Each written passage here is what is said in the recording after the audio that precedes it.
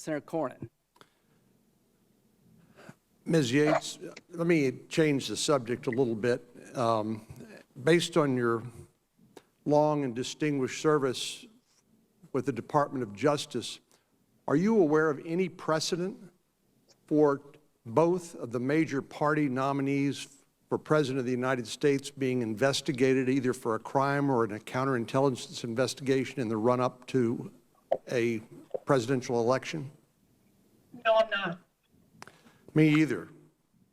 Let me ask you, during the investigation of Hillary Clinton over her email server, James Comey, the FBI director, had a press conference, as you know, on July the 5th, where he talked about the investigation, talked about derogatory information collected during that investigation, but yet said no reasonable prosecutor would prosecute that case. Did you know before July the 5th, 2016, that he was going to do that?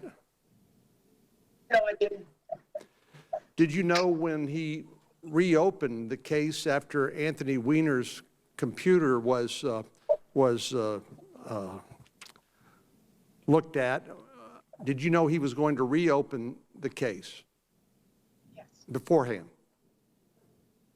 It was, I can't tell you, and candidly, Senator, that was, more than 4 years ago now, and I didn't go back and try to review any of that. I know I knew about it. I can't tell you whether it was beforehand or contemporaneous with it. Would you agree with me it was Director Comey's conduct was highly irregular? I don't know how to characterize his conduct, Senator.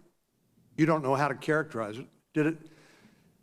He was, the FBI director is a direct report to the Deputy Attorney General, correct? That's correct. So from the time Crossfire Hurricane was opened on July the 31st until you signed the first FISA application on October the 21st, did Director Comey keep you apprised of what the investigation showed? We had interactions. I met with the FBI 3 times a week on national security matters, and also met with the National Security Division. I certainly was provided with some information, but I will tell you, I don't think that the FBI was providing us with as much information as they should have now that I know more about the investigation. And I would agree with Inspector General Horowitz's recommendation that in matters like this, that there should be both consultation with department leadership as well as more thorough briefings.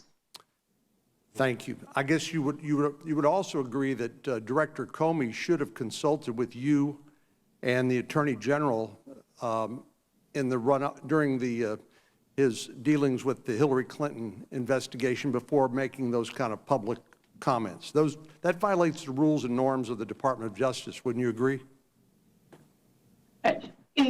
I certainly think that he should have consulted with us, yes.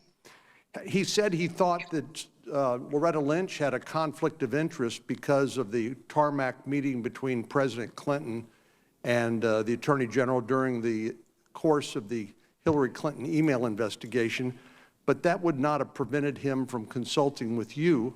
Did he do so?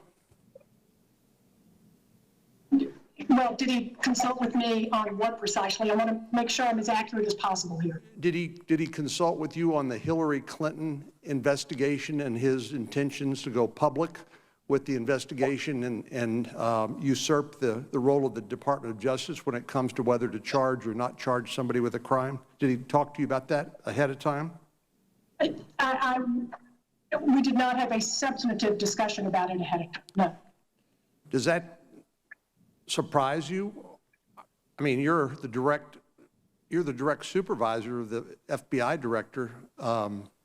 If he didn't consult with you or tell you what he was doing, or he didn't respond to your inquiries about it, wouldn't that strike you as highly unusual? It's not ideal.